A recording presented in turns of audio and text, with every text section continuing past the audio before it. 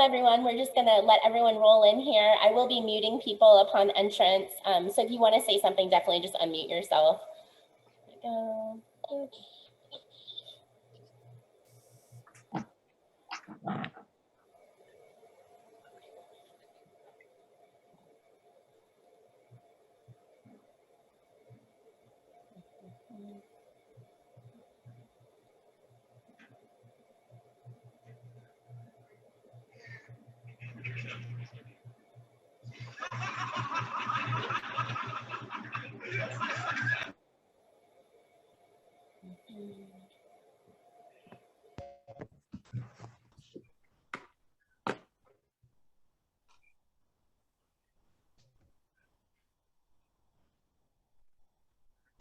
Hi.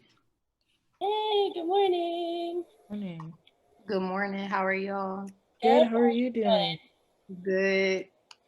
I love your earrings. I know. Thank you. I love those curls. Thank you. Thank you. Yes. Everyone's looking beautiful this morning. We have nice rainy day fashion going on here in Kansas City. It's hot. But yeah, I'm going to let everyone roll in here. So definitely get a refill on your coffee, and then we'll kind of get going in a couple minutes with everybody. Sounds good. Cool. Okay.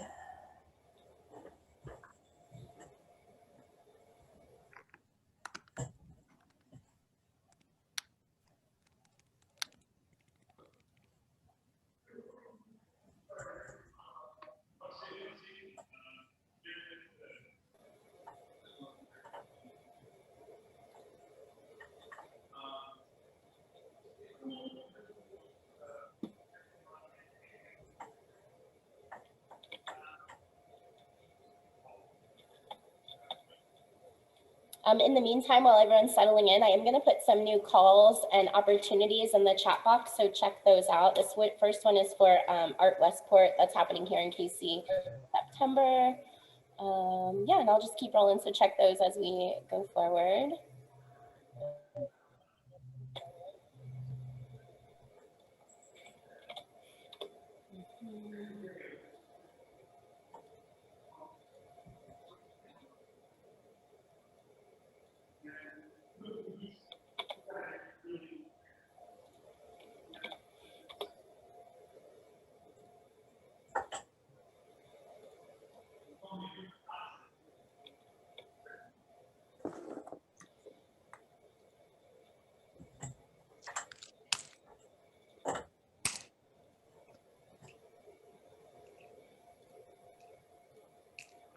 Okay.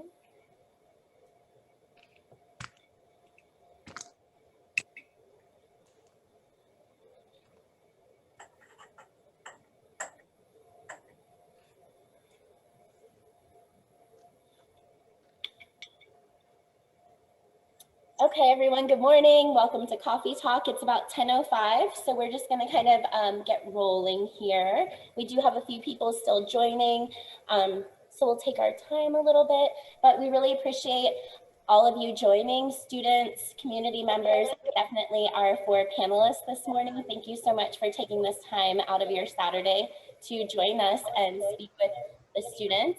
I am going to mute everyone as they roll in, just so we can kind of control the conversation about part a little bit. But if you do have something to say or share, definitely unmute yourself or put it in the chat box. So this is a really special edition of Coffee Talk that we kind of came up with after speaking with our interns and our staff and our students on kind of like what they're needing. And we definitely have found a need with students right now, just especially students who are graduating, especially like in this weird world we're living in, of like, how do you know, venture into a creative career post-graduation? It's something, you know, I went to art school over 10 years ago now. It's definitely something they don't really teach you about in school. Like, how do you create community? How do you, find people to collaborate with? Like, what opportunities to take and not take? So I think this will be really helpful for everyone that's joining today, and I really appreciate everyone's advice. I'm going to start by sharing a little edited of our panelists' bio, and I will share their full bios and websites in the chat box. So definitely check everyone out if you don't know about our panelists today, and follow them and follow their careers because they're all doing really great work. Okay, I am going to start with Glyneisha Johnson. Glyneisha is a polydisciplinary artist, educator, community organizer, and co-founder of Strange Fruit Femmes, a BIPOC-led organization. She completed her Bachelor's of Fine Art in 2017, and she is a 2020 Charlotte Street Visual Artists Award Fellow and a recent recipient of the 2020 Byron C. Cohen Award, administered by Charlotte Street Foundation. She was a 2020 Artist in Residence at the Bemis Center for Contemporary Art and at Art OMI in summer 2019. Welcome, Glyneisha. Yay. And next we have Kimi Kitada. Kimi is a curator and arts educator based in Kansas City. Currently, she is the Jadell Family Foundation Curatorial Fellow at Charlotte Street Foundation. Previously, she was a curatorial assistant at the Museum of Contemporary Art in Los Angeles from 2019 to 2020. From 2014 to 2018, she served as public programs and research coordinator at the Independent Curators International, ICI, in New York. Welcome, Kimi. Yay. Next, we have Mona Cliff, Spotted Cloud. She's a multidisciplinary Indigenous visual artist. Mona explores contemporary Native American identity and culture through her use of traditional Native American crafting methods, such as seed bead embroidery and fabric applique. Beadwork is the primary foundation of her artist practice. Her art practice focuses on how traditional arts are passed down between generations of women, thus influencing culture and identity. Mona pursues the concepts of generational knowledge while exploring other topics such as Native, futurism, and identity. Welcome, Mona. Yay. And last but not least, William Toney. Will is from Raytown, Missouri. He earned his BFA in photography from the University of Missouri, Columbia in 2012, and he is currently living and makes mixed media work in Kansas City, Missouri. Will Toney is a recipient of the 2019 Charlotte Street Studio Residency.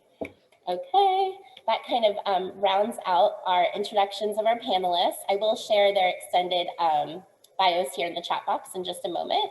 And I'd like to introduce next our exhibitions director here at KCAC, Isabel Vargas. She's going to start with some questions that we received from the students who are currently exhibiting with us in our student exhibition, questions that they had directly for the panelists today. So we'll start with those and just kind of have an open dialogue and conversation. Panelists jump in. Students, please unmute yourselves and jump in or add questions in the chat box. We want this to be a very casual back and forth conversation. And yeah, introducing Isabel. Hi guys. So I'm just going to jump right into it and start off with the first question. These are all, like Jessica mentioned, these are all questions that students sent me. So these are not coming from me. These are coming directly from the students. So my first question is going to be, what is the hardest thing about creating a career in the arts? Very hard-hitting question right off the bat.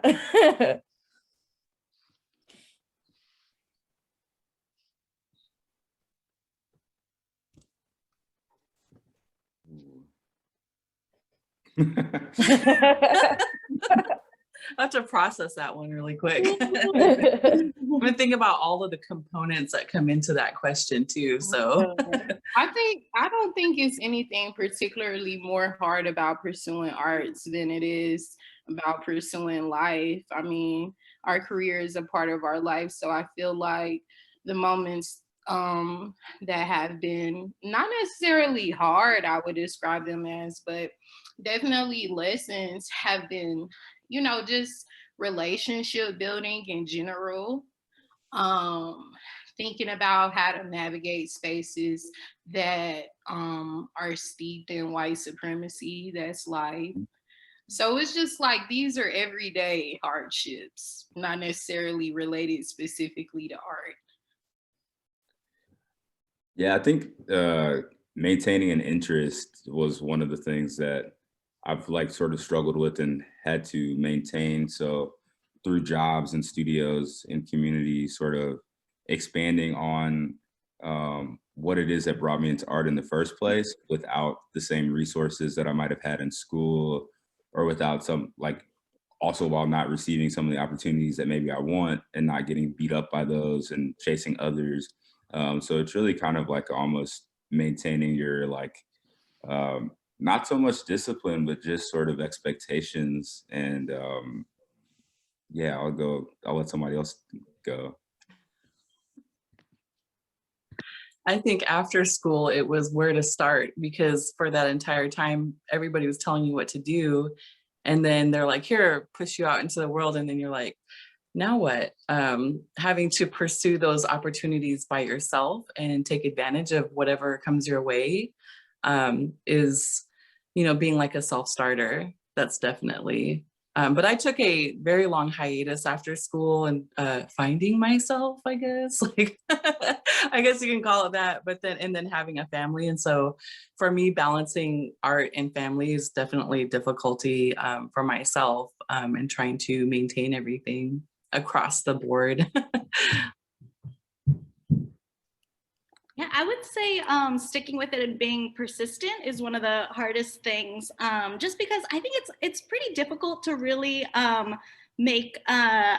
I feel like when I started out in New York, it was tough just because I was working a couple of part-time jobs at a nonprofit and a museum, and working 6 days a week, and also trying to create my own shows on the side, and making no money from doing that, but just really having the drive to stick with it and put your energy where you really want to go, in terms of like finding a niche of like what really speaks to you about like a certain topic or research area, and then just go for it.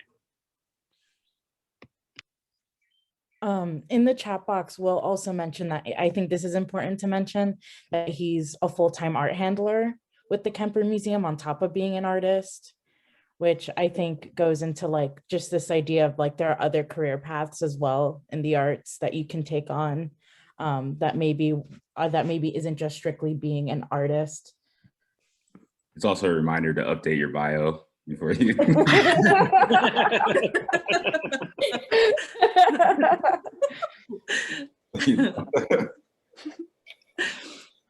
Okay, so I'm gonna go into the next question then. What part of your practice is like therapy for you?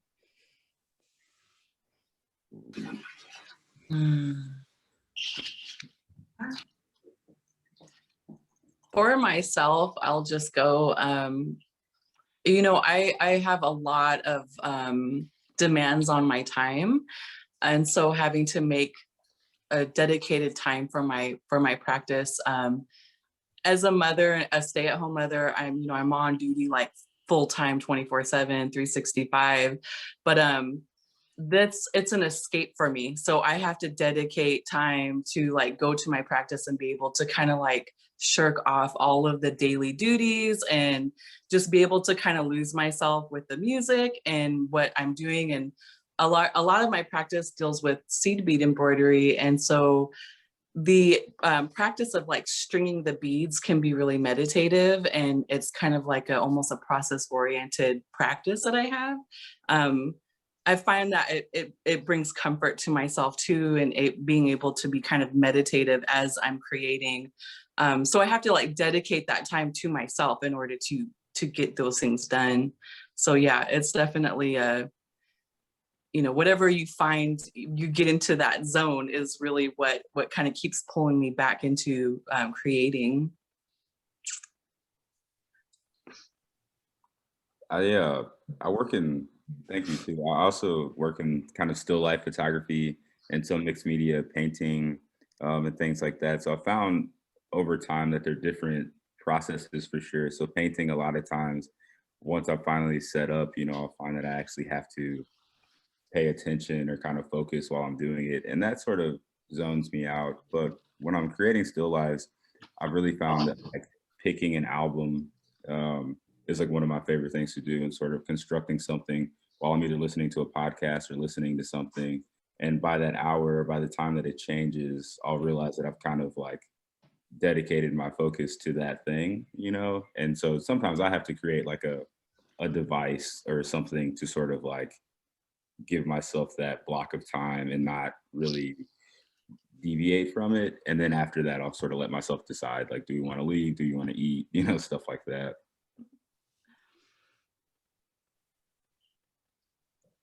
What about you, Glyneisha? I think I just realized that I'm kind of the only panelist in the space that doesn't have like a day job, so to speak. So like I'm like fully steeped in creativity in like every moment of my life. And so I think like for Mona and for Will, like that time to be able to kind of meditate and really like be in ritual with yourself and your work is therapy for sure. And for me, you know, anytime that I'm working with others in my community, I'm always enjoying myself too. I love to work with the youth. And so that's always just an experience of fulfillment, and also just like being outside of yourself and watching someone else shine. I enjoy that. And also enjoyed like collaborating with my sis Mary Lawson a lot, and just like having those relationships that are creative and artistic, that are also friendships, are also like life relationships. These are people that you really, you know, like go to and make with and heal with. Yeah, I completely agree with that. I think finding like-minded people that you can work with closely and spend a lot of time just like bouncing ideas off of is like one of the most healing and like helpful things. There's a couple of people that I still work with who are still living back in New York. And so we get to like talk on the weekends, and just like being able to talk through these different like projects and challenges is really, really helpful, I'd say. Awesome. Thank you. And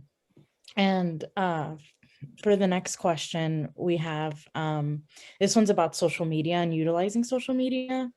So I'm combining a few questions by asking this question. So the questions are, what role do you think social media plays for artists, good or bad? Do you yourself utilize social media?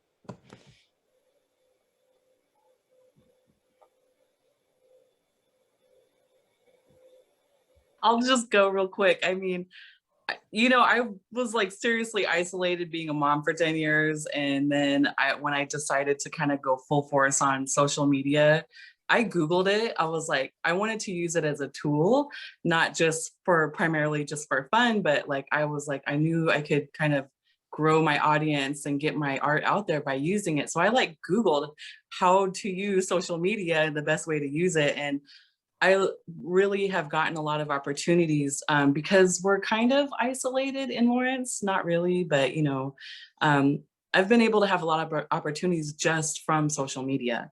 And so using your hashtags properly is like the #1 thing. That's pretty much I have to add. I found you through social media.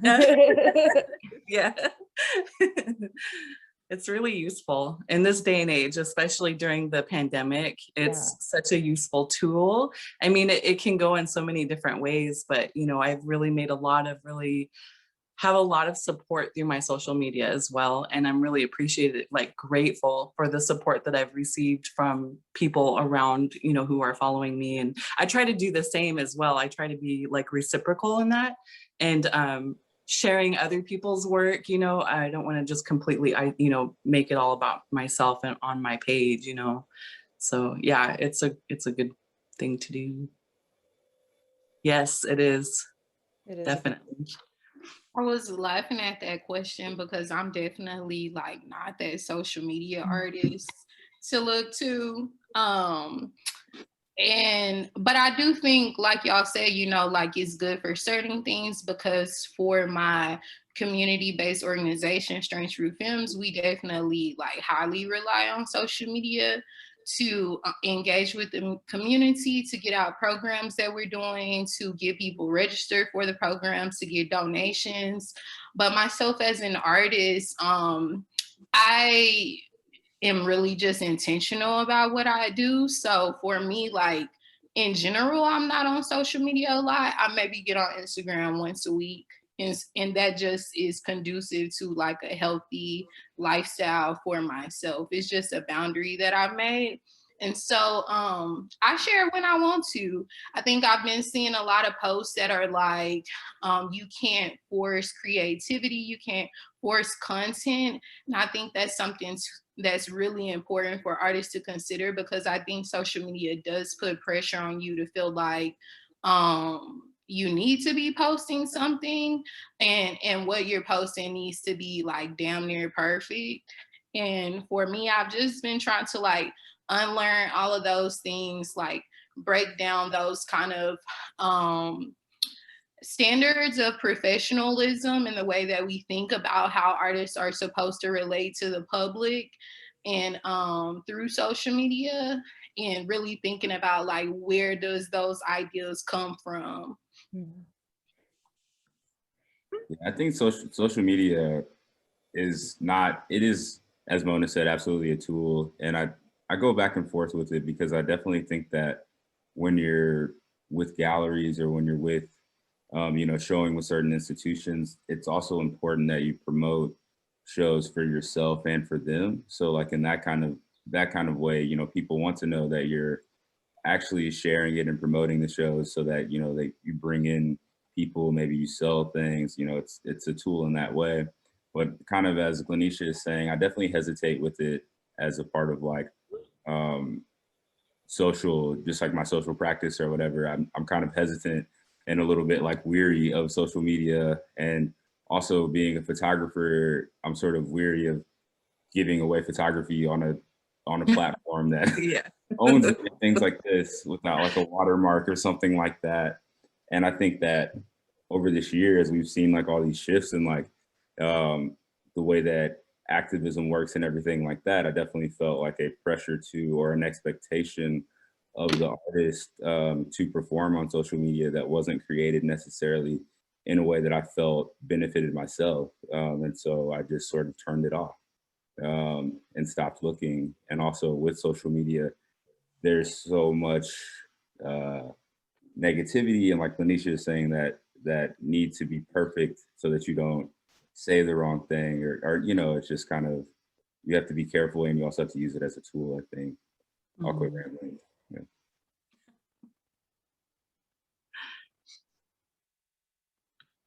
We had someone here in the chat box, Genevieve, said, Glyneisha, you hit it on the nail on the head with your statement about using social media, putting pressure on an artist to be creative constantly, promote, etc.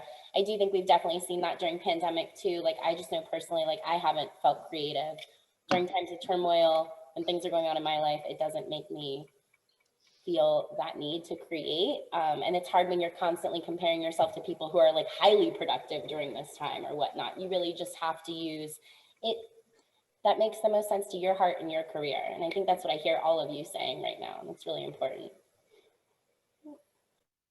Yeah, I heard this really great quote that was like, a pandemic is not an artist or writer's retreat, which I live by. Right.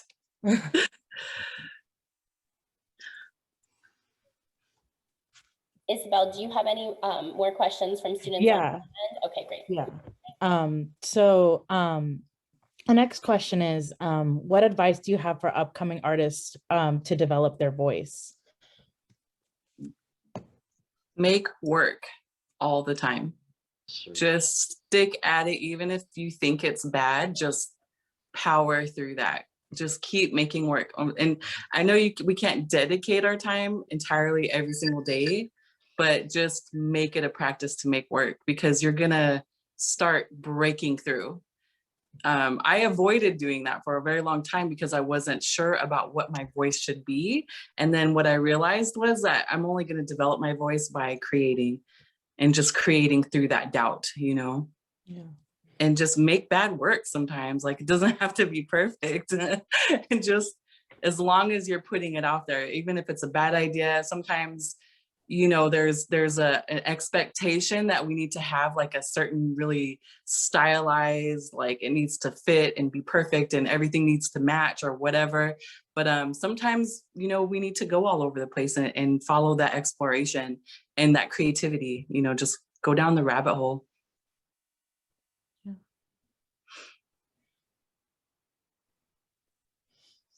Definitely trial and error. I think as far as developing a voice, I still feel like I'm in the process of doing that, and a lot of it is more based on looking at other artists and realizing where I cross over, where I'm different. Also, taking the time to read.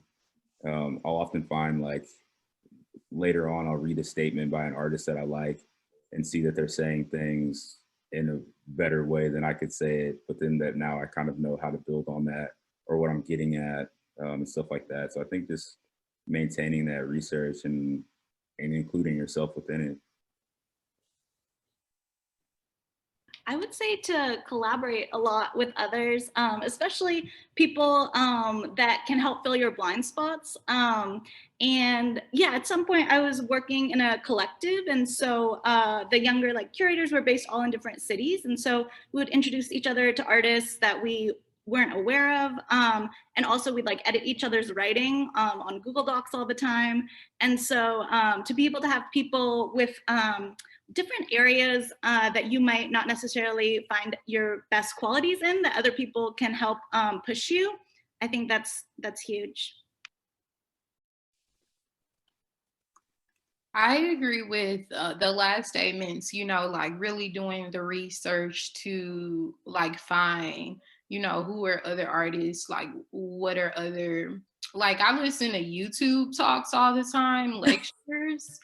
And I think that like other people, our ancestors, like folks who've already done the work can help us have that language to start to articulate like what is that voice, so to speak. But I think within that practice, I think the most important aspect that, at least for me, that I developed is the power of specificity, especially as an artist of color. I think that the world has so many generalizations about who I am as a Black femme, queer artist, and like what my work is about. And it's so important for me to like really kind of say, yes, I am a Black femme, queer woman, but I'm also this, and this, and this. And so like that individuality is like my voice. And so I think that's so important, like doing the work to really think about like, yes, like you are a part of the larger conversation, but what exactly is your sentence? You know, like how exactly are you contributing? What does it look like? What does it sound like? What does it smell like? What does it taste like? Like trying to get as specific as you can to like find yourself as an artist, so to speak. Yeah. Yeah. Awesome. Yep, research, collaborate, experiment, and be true to your own narrative. Get specific. That's awesome. I just want to emphasize, I am asking student questions, but any students who are participating, I do encourage you to put your questions in the chat as well. If you have any other questions, or if you want to unmute yourself and ask anything, please do, because this is also for you guys.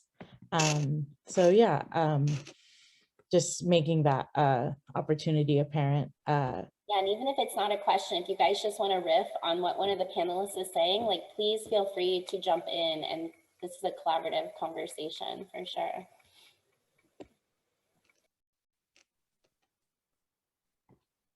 But, so yeah, I will continue on to the next question. This one's about grad school.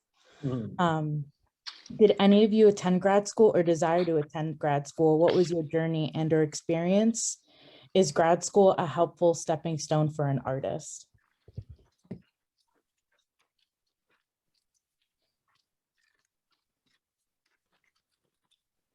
I think about it. I haven't been.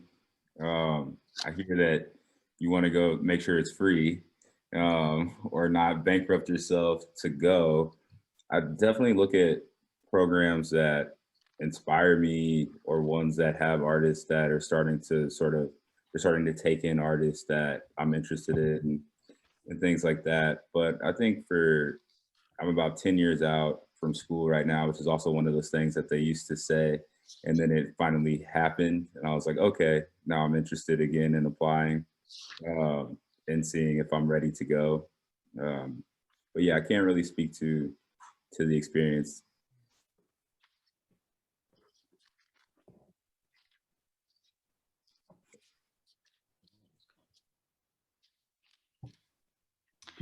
I have not gone to grad school, and I think about it off and on. I've been thinking about it more strongly, more often, just because I'm also at the same time while thinking about grad school, like looking into long-term, like 1 year or more residencies, just because I would like a space and time to kind of be dedicated to my work. But I also am thinking about like if it's necessary for me, like like I want to go to a program that like has professors that I'm interested in learning with, like has artists that I'm already looking at their work. Stuff like that are important factors to consider.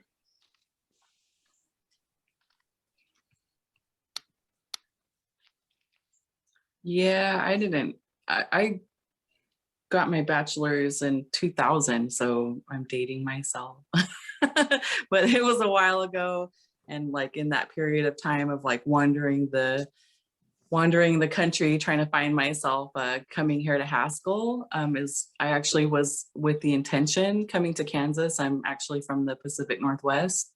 I came here with the intention of going to grad school and ended up getting married up and having kids and pursuing that path in my life and dedicating myself full force to that. But also dedicating myself to traditional Native arts. And so I felt that self-learning was more important to me, I guess. I didn't want to have people dictating to me what I should be learning. That was a frustration of mine when I went to my university. I felt like the education sometimes was really one-sided when it came to like learning about Western arts. And it was frustrating because the art history that they would teach us was really, especially about Native American art, it was really antiquated, and it was frustrating that they didn't have more of a contemporary lens when it came to like teaching us about, artists from all over and all different types of people. So that was the reason why I started pursuing more heavily the traditional arts. I had to ask my grandmother. So I think sometimes education isn't always come in a form from a university. It needs to come from life too. And like, I learned a lot from my community members by going to them and asking them to teach me. And it wasn't in those spaces. It wasn't in the spaces in the halls of the university. It was like at a ceremony. It was during a community gathering, and that's how I learned. And that really taking away from that and having that life experience is what comes into my practice now too, is having that sense of my community kind of coming along with me as I'm creating. And so, I wanted to learn, and I felt like maybe I should, but then there's a part of me that thinks like, sometimes it's okay just to go down your own path and not pursue those and build your own relationships in your community that will help you go down that same path, and give yourself your own goals to accomplish that would be equal to what getting a graduate degree would be like. Yeah, I'm done rambling, Tina. That was awesome. Thank you. Yeah, I'm torn. I mean, I went to grad school in museum studies, and I'm like just a little bit conflicted about it, just because I feel like the moment when you go to grad school, I think can really have an effect. Because I went right after undergrad, I went directly into this grad program, and at times I wish I had like waited a little bit longer to develop kind of a voice before jumping in. But At the same time, I do feel like it was really helpful in terms of learning some best practices and kind of like digging really deeply into some research. I was thinking about curating performance art at that time, and so that really helped kind of like ground what I wanted to think about in a lot of theory, and like working with some professors was really, really, really incredibly helpful to really shape that research. Awesome. And I think we have some questions coming in from students in the chat. So I'm going to read those. Fernanda asks, do you recommend doing commissions a lot as a student?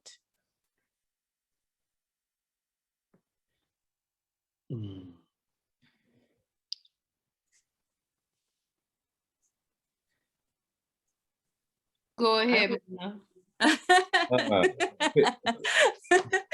As a student, I would say learn to balance it. Sometimes it's okay to say no, and sometimes, you know, if you need that little push, it's good to use that as a catalyst to get you out of your normal places. Yeah. Yeah, I didn't do a lot of commissions as a student, so I would just say as long as it's worth your time and you have the time and you're not, you know, putting one thing aside to do something else. But I think now commissions have been really nice because they have helped, as Mona said, give you a push to practice some things that you might not have really intended to do when somebody asks you to do something. But also, I agree with knowing when to say no too, if it's something that you absolutely shouldn't be doing or don't want to do, you know, but it's definitely a balance. I don't remember getting a lot of commissions as a student. I think, you know, if you are producing in studio and if someone is interested in the work you're making there, then, and you can sell it, go ahead. I think that's one way to think about commissions. But like I was thinking about school before this panel today, and I'm like, I don't remember much. But I do remember being stressed out a lot. And so that probably means you ain't got much time to be working on commissions. So stay in studio. Awesome. So the next question comes from Morgan. And it's, what is the best way to research more Indigenous artwork? I am Indigenous as well, but I find it difficult to connect to traditional art because I don't know much about any Indigenous art outside of my family. Yeah, I think now we have really good opportunities because we have social media and YouTube. You know, 10 years ago, even, it was something that I just had to research on my own and then have some community connections, which I am, you know, feel very grateful to have. But I have a YouTube where I teach bead embroidery, just basics. And I get a lot of commenters who say that they don't have connection, like their grandmother isn't there, they don't have an auntie to learn from, because that's usually how people learn in my community. And so they say like they're really grateful to be able to just go onto YouTube and learn. So I think that researching whatever tribe that you're from, researching the type of art, you know, Google is a really, Pinterest, I mean, those are really good resources. I think people don't see them as that, but you know, I think that they are good resources visually for you to use and Google. And then if you really want to get deep into it, you know, contact your tribe, and a lot of tribes do have classes that they offer. So, you know, a lot of like my husband's tribe, the Osage tribe, you know, they have classes on finger weaving, on beadwork. So they, you know, and now that everything's gone virtual, I think that it's also a good way to tap into those classes, you know? So yeah, definitely just kind of go down your tribal, go contact the agencies even if you need to, and they usually have a lot of community members who are willing to help you if you want to learn like traditional arts. Awesome. Thank you. Mhm. Yeah, I agree. Definitely just doing the research, using the internet, getting on YouTube, finding individuals who are like sharing their practices right now during, post-COVID world. A lot of people are offering like affordable classes or free workshops right now. Indigenous artists, indigenous Black artists. And so I've been like taking a lot of classes specifically about Black spirituality and learning different rituals and practices. I think one thing that I do remember about school when I left is that when I started looking at all of these artists, I was like, dang, like my professors didn't tell me about nobody. Yeah. Like, and I was upset. I was really upset. And so I think that's one thing, if you can do it now to like really on Instagram, like there are these really young contemporary artists that are just making such good content and like thinking about so many dynamic ideas. And I've just been like following so many practices and evolution of different artists that have also contribute to like my studio practice in different ways. And so like as soon as you can, start, like if you feel like you aren't finding artists that speak to you, like go out in the world and do the research and also go to shows too. Yeah, you're right, Glyneisha. I think too, holding your professors accountable to open what they're teaching, it's kind of their responsibility, and you need to hold them accountable and say, you know what, I'm not satisfied with what you're sharing with me and teaching me, and that you need to have a broader perspective and because that's their responsibility too, and I totally agree. Just do research. Yeah, lots of research. Yeah. I definitely, as a student, did not advocate for myself in that way, and so I would say like now, definitely jump, like they're saying, that's important. Number one, to ask your professors for what you need. But I think for me, more recently, it's also been expanding like my ideas of who I find to be a creative or what I think of as an artist, because I think that when I was in school, it was, you're a photographer, you study photographers, this is the canon, these are the artists. But like now I'll read more about, movements in jazz music or movements in hip hop and look at other Black artists and Black creatives and sort of how they built a life of creativity or how they kind of conceptualize themselves and things like that. And it's not always that I like borrow from them, but I definitely take inspiration from, reading about somebody like even being in Kansas City and reading about Charlie Parker or something and seeing how he lives his life as a creative and how he sort of like inserts himself in these other communities and how everyone starts to build off of him. And like that just inspires me to keep going with what I do, yeah.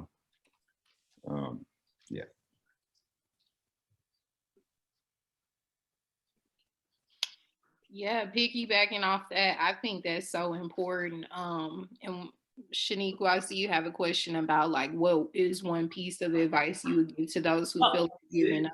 Yeah. In their art practice. And I think like that's the key.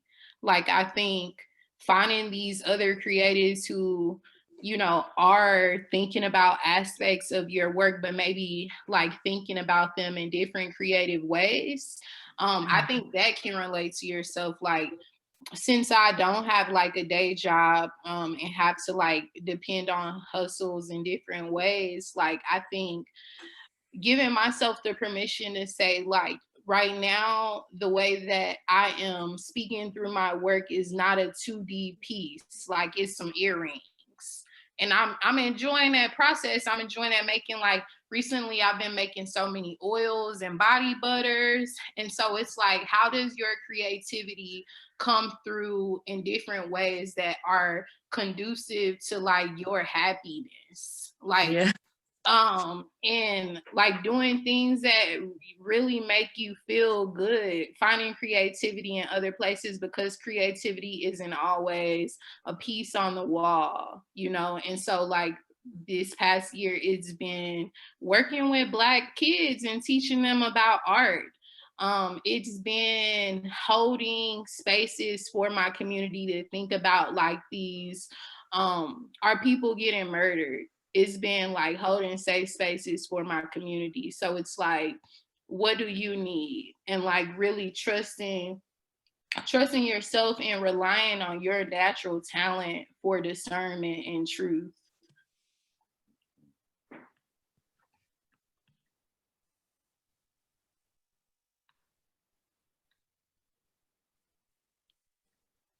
Thank you so much, guys. That was awesome. I'm gonna move on to the next question, which is from Ebony. Ebony asks, hi, I'm curious to know how do you label what kind of art you make? Basically what I'm saying is, I feel like I don't know where my art fits in a specific category like abstract art or cubism, etc.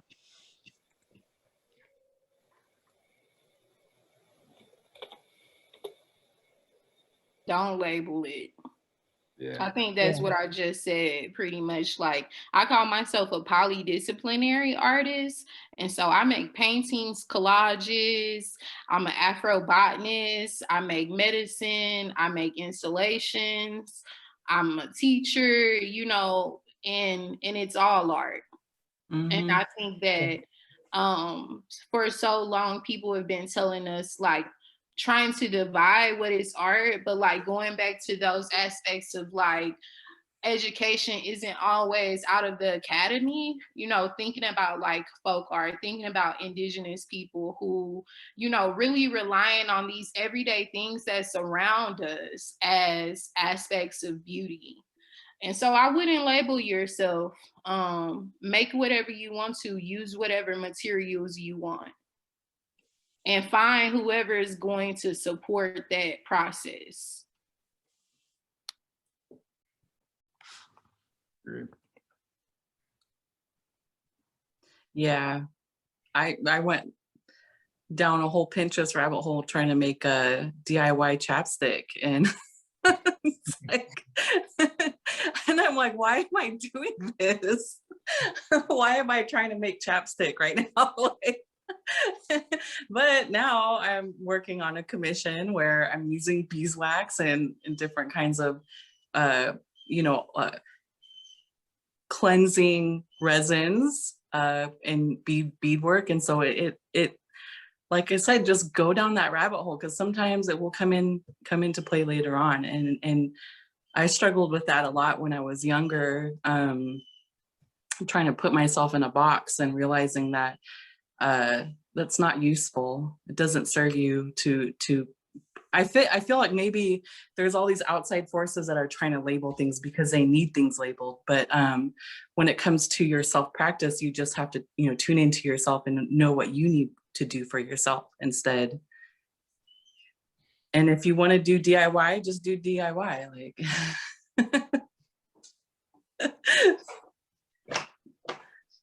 Yeah, I definitely think not labeling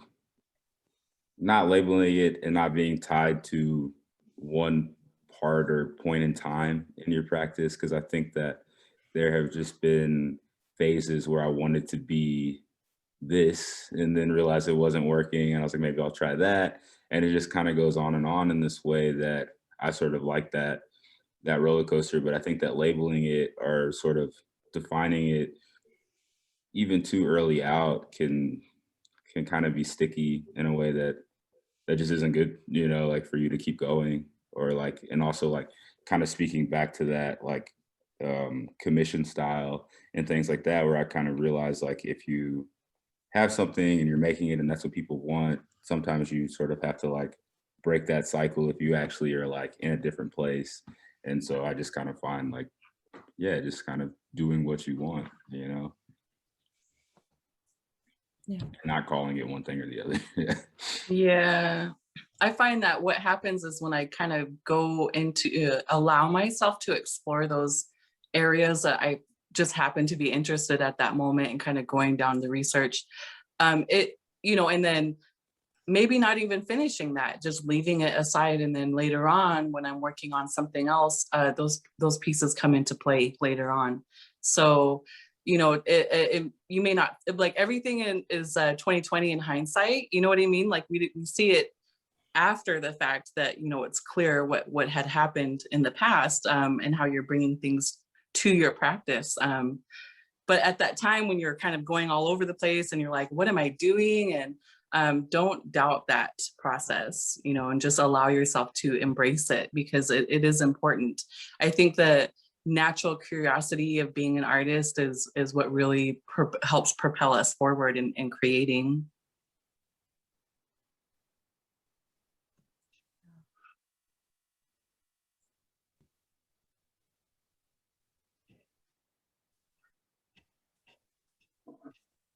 Kimi, do you feel the need to label yourself as a curator in any way?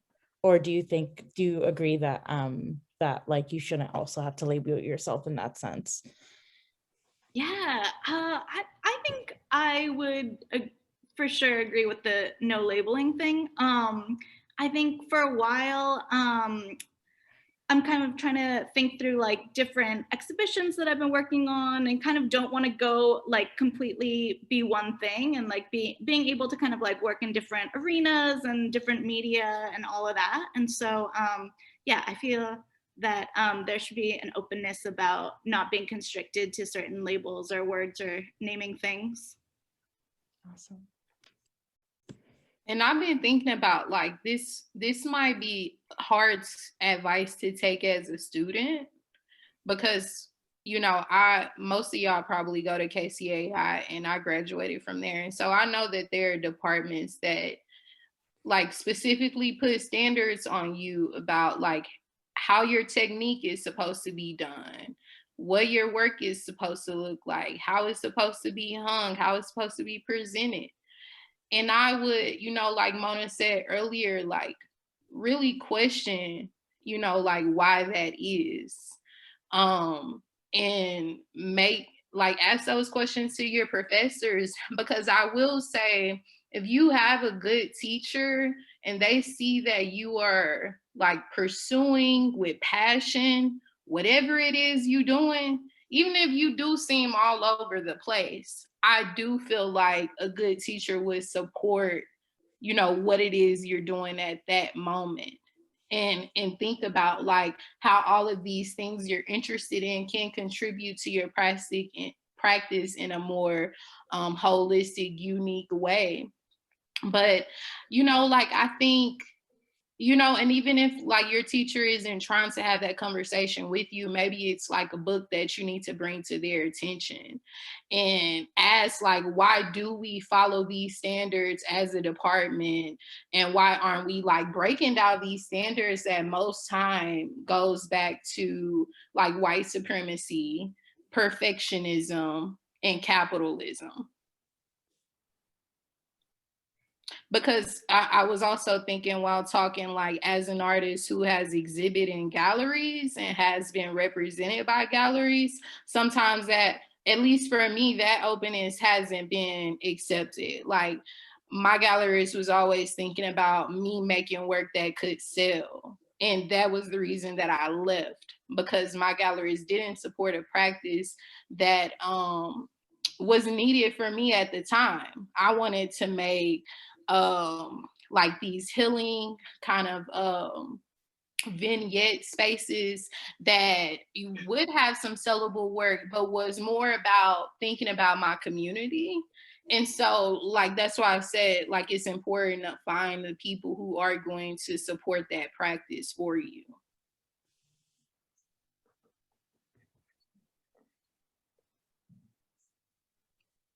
I have a question I want to speak about because it's long. I don't want to type it. Is it okay if I say it? Yeah. Okay.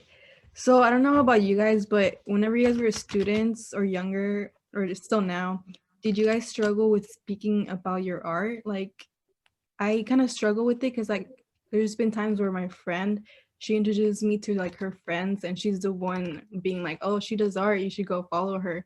But then I feel the need to be the one to do it myself, but like I don't know like the right way, you know what I mean? Or like, should I go out to galleries to tell them about my art, or exhibitions, or how to put my art out there, not just on Instagram and posting about it, like going into the community and doing that?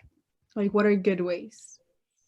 I think, okay, so I have different views on that kind of thing. I definitely think that learning how to speak about your art comes with time and like literally with practice. Like you actually have to like read other statements, listen to yourself, sort of correct yourself, pay attention to your critiques, the things that you're hearing, you know, not taking them personally. But I would have times that, you know, someone would say something to me in a critique and I would be like, you know, completely pissed. And then 2 weeks later, be like, dang, they're right. And my work is about this, or I'm doing this kind of thing.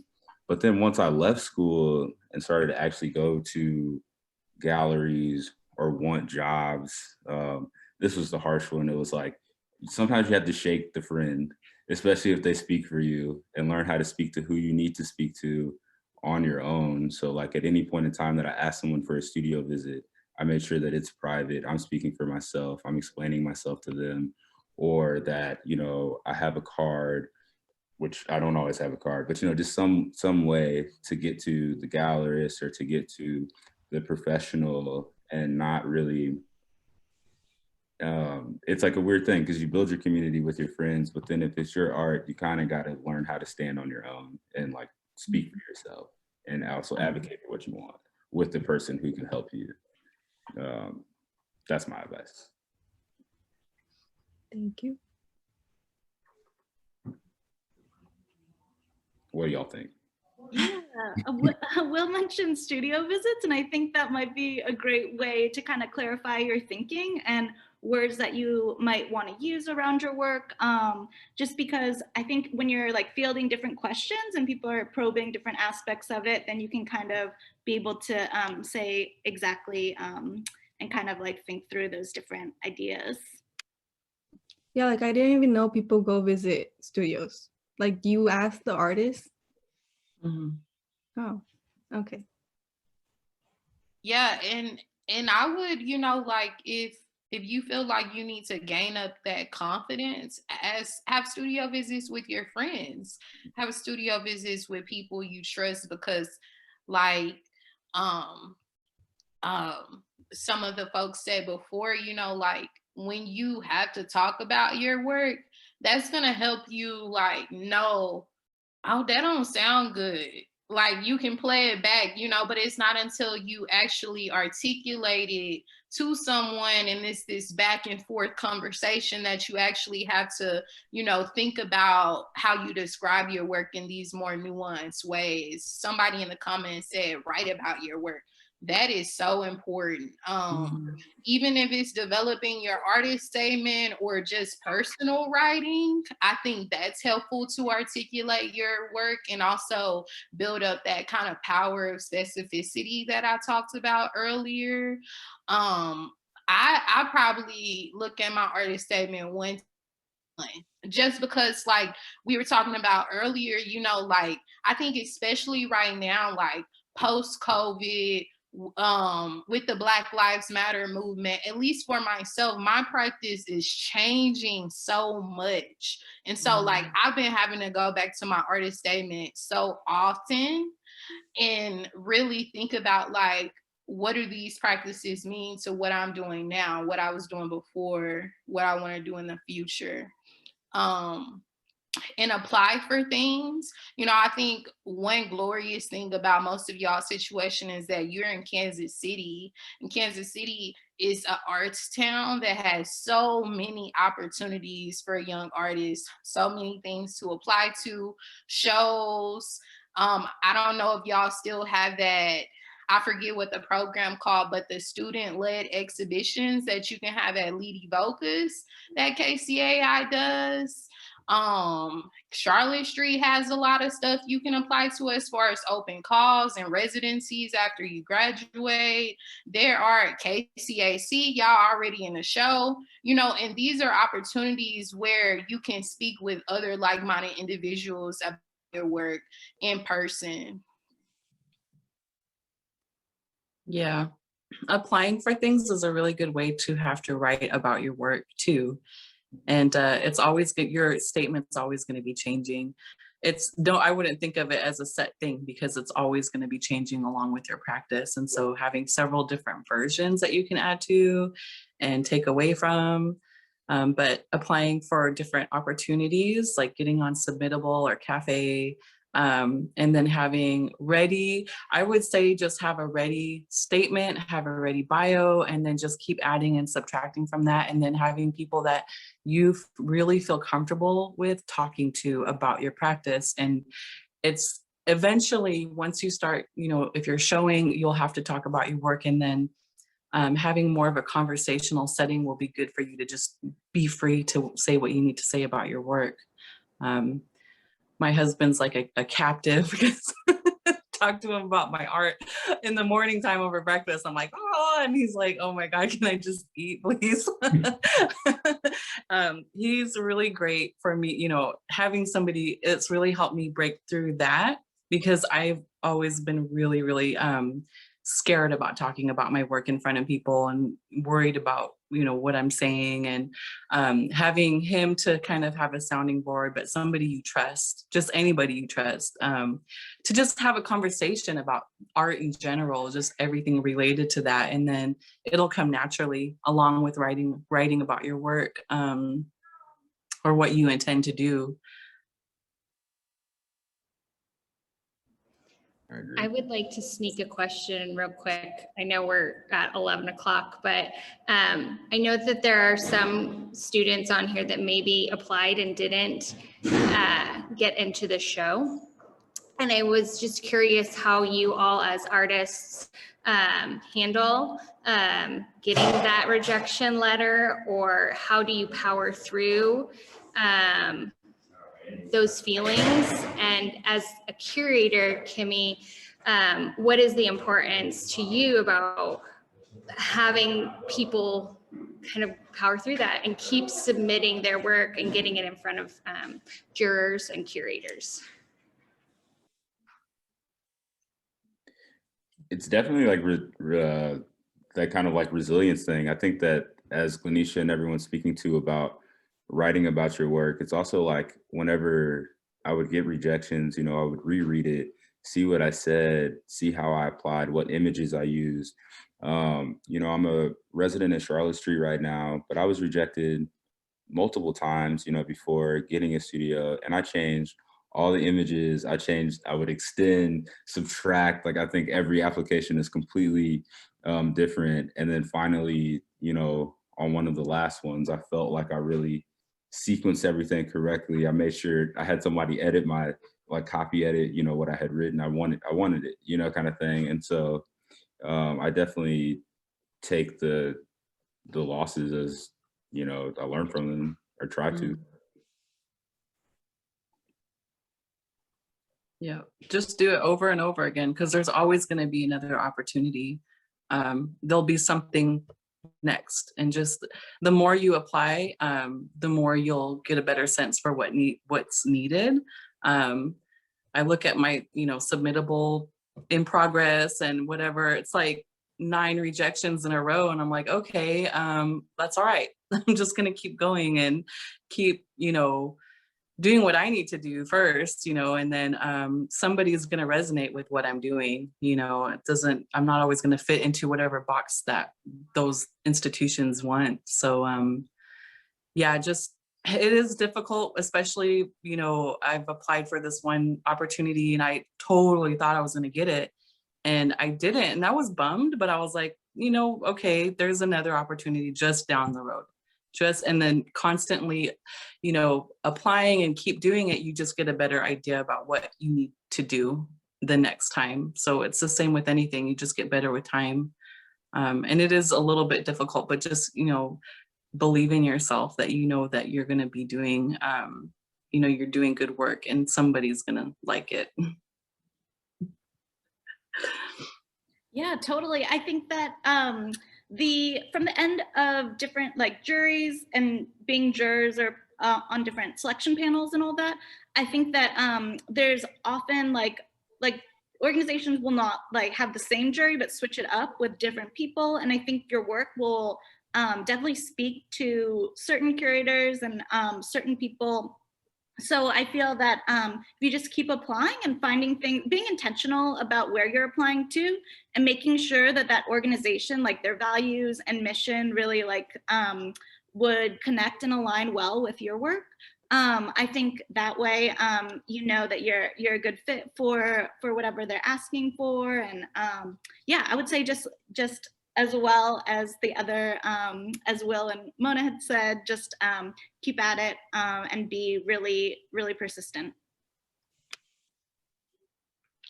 Yeah, I agree with that part. The being intentional. I will say that I have been like that privileged, tokenized person that has not had to deal with a lot of rejection. And so I want to take full accountability of that first before I move forward.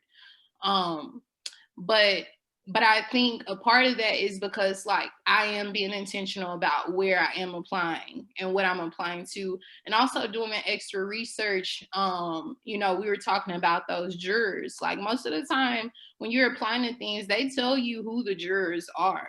And as I've been doing these residencies, sometimes I know one of those jurors and have met them and had a conversation with them about my work. And so I know that immediately like gives me a leg up, so to speak. But I also feel like just within my personality in general, like I'm a woman of faith, and I feel like what's meant for me is meant for me. And if it wasn't meant for me, it was meant for someone else. And so like things that I am not accepted to or rejected from, you know, I just like that was meant for somebody else. And like that's a part of their journey to better them. And oftentimes it's like my friends, my sisters, and my brothers. And so I'm proud for them. And I think within that also, once you get to a place where you start to build up your resume, don't feel like you have to apply to everything or say yes to everything, because it's important to give people, other people the chance to get things, but also like sometimes you don't need a seat at the table.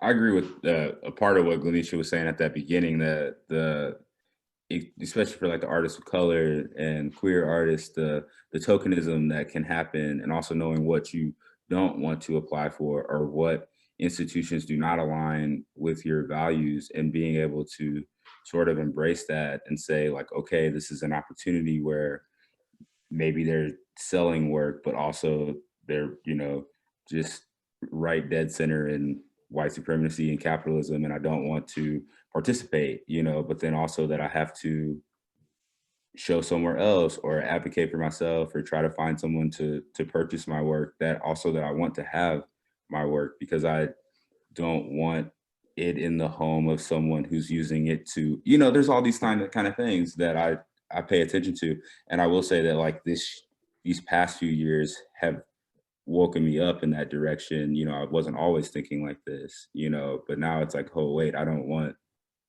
my artwork everywhere. I don't want it used as a tool or as some sort of, you know, you understand, I think. And I think within that, like building that community is another point I want to like touch on. You know, like I'm somebody, when I'm applying for things and I read that description, I'm like, this will be perfect for my friend who does this, this, and this. I'm sending it to them right away, or I'm sending it to like 5 other people, you know? So I think not being like, I don't necessarily, so many people I think are driven by competition or really think about it. And it's something that it's just, I try not to have in my practice, in my vocabulary, because, you know, just having that faith that like what's meant for you will be for you, will come to you. And most of the things that I've missed out on, acknowledging like I missed out on them because of myself. You know, like because I missed that deadline, because I didn't pay attention. This is one that I'm really thinking about. Didn't pay attention to like what was the time stamp, if it was Central or Eastern. So like that's one big opportunity I still am on myself about, but I know it'll come back around if it's meant to be. And people, and when you're building that community, people will also, because some things you can apply for, you got to be nominated for. So it's like people will send you send things your way, or will tell someone your name if they know about your art. You know, people will put you in the doors that are meant for you if you are building community.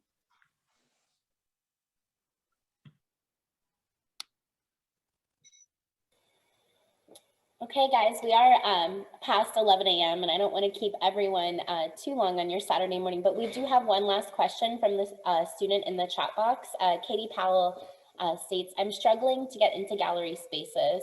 How did all of you break into and build relationships with galleries? I'd make your own gallery. Doesn't you sometimes be, you know, having your art in a space like at a gallery, they do serve their purposes, but sometimes we just need to create our own space. And I still haven't really broken into galleries. I've only been seriously making art since 2018. And I really haven't gotten into very many spaces, and they've only been places that I've applied for. So right now I'm just making art with the intention to just make art for myself, not for myself, but working through my own practice and creating stuff, you know, that and eventually applying, you know, and if they like it, they like it. If they don't, they don't.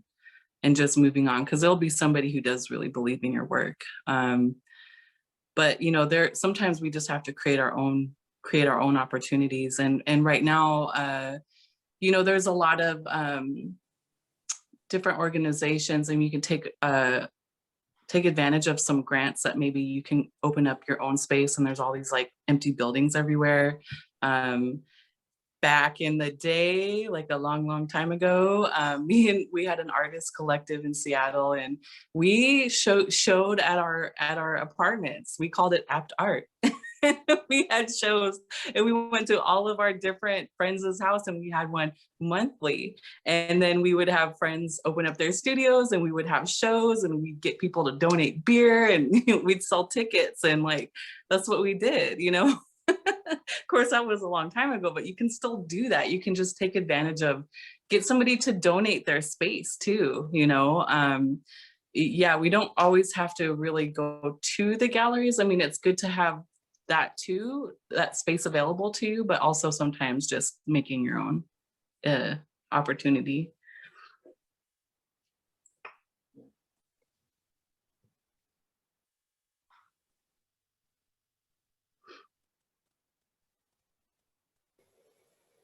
I guess I'll speak on that a little bit. I have been represented by a gallery before, and honestly, I would think about, first ask yourself like the reasons why you want to be in a gallery. Like, what do you think that gallerist or gallery can do for you? How will it benefit your practice? Like, actually write them out, name them. Because my experience at a gallery wasn't the best. And I think that that's, you know, a similar experience for a lot of artists. And I think that thinking about the ways in which, you know, you can show your art, that doesn't have to be tied to a specific space, because we also have to recognize, you know, like galleries are gatekeepers. And so many people, specifically in Kansas City, are breaking away from that tradition and showing in these alternative spaces, like Mona said, making temporary pop-up shops, front space, you know, had a location where they were bringing in artists for out of town. And so it's like, think about these ways. If it's about showing your work, you can show anywhere. You can go to a store and ask, can I put up my work? And so that's why I say, like, why do you want to be in a gallery? Like, what is being there? How can it serve your practice? If it's about somebody selling your work, you know, and somebody taking over that process, then that's another conversation. And so I think that it's important to ask the people who are represented by that gallery their experience at that point. Because sometimes you're like, I want to be represented by a gallery. You have all these expectations of what they do, and you get there and they don't do any of that. And sometimes artists find themselves having to represent themselves. Yeah, and I definitely think kind of how Mona and what Glyneisha is speaking to too, like being supportive of your community and being a part of it.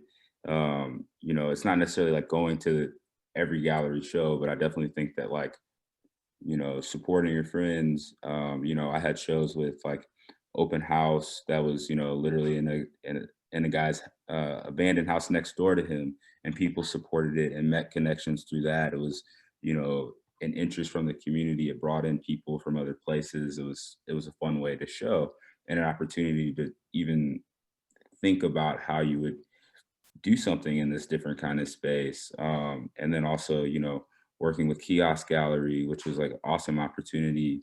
And with Kiosk, you know, it was a conversation that we had a long time ago, and then it came back, you know, and we actually built on it. So it wasn't like an immediate thing, but it was sort of like a process of sort of just being a part of it and communicating, and also just being, yeah, I would say supportive is the best word I could think of.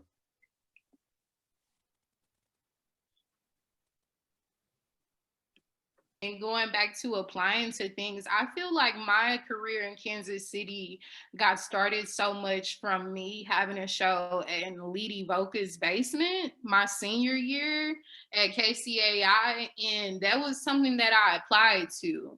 And so like those first couple of shows I had were all open calls that I applied to. And because people had saw my work, that's when I started getting invited to be in spaces. And so, you know, making sure you're taking advantage of those open calls so people can know about your work, they're more likely to accept you or invite you into their space if they like your work. Mm-hmm.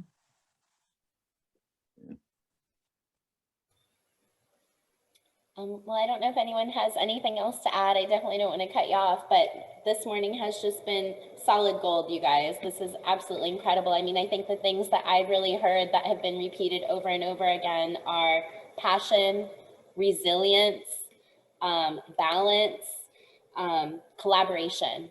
It's huge. I mean, I think those are kind of like pillars of a creative career, and definitely like staying true to your narrative. That will be what sets you apart from other people. You know, beyond your education, beyond, you know, your life and your experiences are what's going to set your work apart. And I just want to thank all of our panelists so much for joining us this morning. This has really, really been such a treat. Thank you so much. Definitely. We did record this morning's conversation and we'll put it on our YouTube channel. I'll share it directly with all the panelists by Monday or so. It'll be in our e-blast and we'll share it through our different channels. But we just really appreciate you guys and all the work you've done here locally in Kansas City to help the arts and the community. And all you students, you stay in touch, follow all these panelists, keep in touch with them. Mentors are also a huge thing in the creative career. Reach out to people, keep in touch with people, build relationships, you know, and thanks for all our community members and students who have joined this morning. We really appreciate you guys and have a great weekend, everyone. Thanks, y'all. Thank you so much. Have a good Thank day, you. everyone. Bye.